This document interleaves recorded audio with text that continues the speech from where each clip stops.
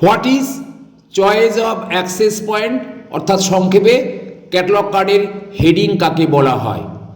মুখ্য এন্ট্রির শীর্ষক অর্থাৎ হেডিং বা চয়েস অফ অ্যাক্সেস পয়েন্টে সাধারণভাবে গ্রন্থাগার নাম বা অথরের নেম বা মুখ্য গ্রন্থাগার নামে করা হয়। গ্রন্থকার বা অথর নামের ক্ষেত্রে প্রথমে পদবি বা সারনেম লিখতে হয় এবং পরে ব্যক্তি নাম দেওয়া হয়। একই নামে একাধিক গ্রন্থকার থাকলে নামের পরে জন্মসাল দেওয়া হয়। কখনো কখনো আবার মূল আখ্যা, সংস্থার নাম, কনফারেন্স, অ্যাসোসিয়েশনের নাম দিয়ে শীর্ষক তৈরি করা হয়। এগুলোকে কর্পোরেট অথর বলা হয়।